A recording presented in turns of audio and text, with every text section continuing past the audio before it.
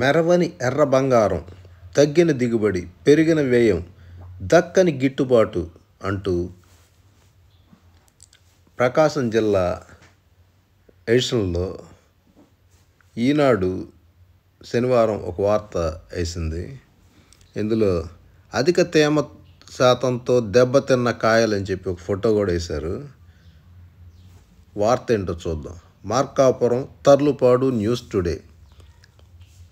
మిరప రైతులను వరుస తుఫాను, వర్షంతో పాటు మంచు దెబ్బతీసింది.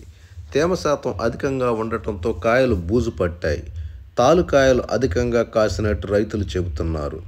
దీంతో ఈ ఏడాది మిరప పంట ఆశించిన స్థాయిలో సాగు చేసినా దిగుబడి మాత్రం అనుకున్నంత రాక, వ్యయం పెరిగి గిట్టుబాటు ధర లభించక అయిన కాడికి దళారులకు అమ్మి మిర్చి రైతులు నష్టపోతున్నారు. వేలల్లో ఖర్చు. రబీలో పశ్చిమ ప్రకాశంలో 48,000 ఎకరాల్లో ఈ పంట సాగు చేశారు. పంట బాగా పండితే ఎకరాకి 25 నుంచి 30 క్వింటాళ్ల వరకు దిగుబడి వస్తుంది. ప్రతి ఏడాది పశ్చిమ ప్రకాశంలో సగటున 1,44,000 క్వింటాళ్ల మిరప దిగుబడి వస్తుంది. ఎకరాకి సుమారు 90,000 నుంచి 1,00,000 వరకు ఖర్చు అవుతుంది. దొరకని కూలీలు.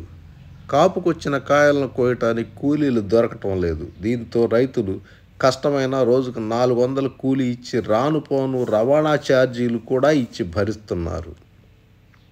ప్రస్తుతం మార్కెట్లో క్వింటా మొదటి రకం నాణ్యమైన కాయలు అయితే 14,500 నుంచి 15,000 వరకు ఉన్నాయి. ఆ తర్వాత రకం 12,500 నుంచి 13,500 మాత్రమే ఉంది.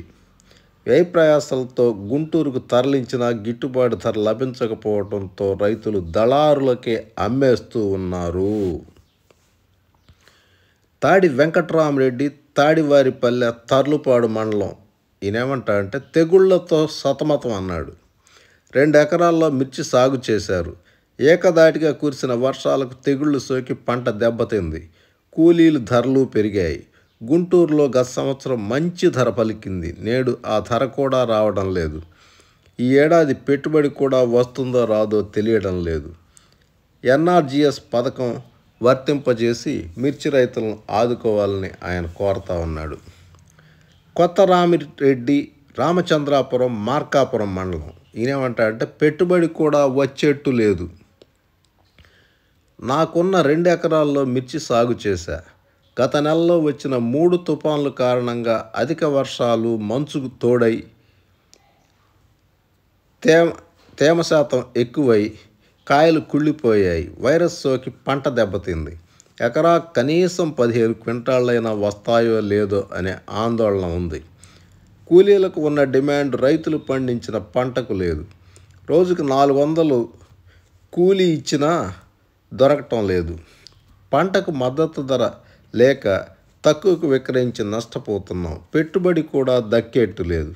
కనీసం క్వింటా 20,000 కొనుగోలు చేస్తేనే రైతులు ఖర్చుల నుంచి బయటపడతారు. జిల్లాలోనే మిర్చి కొనుగోలు కేంద్రాలు ఏర్పాటు చేయాలని ఆయన డిమాండ్ చేస్తూ ఉన్నారు.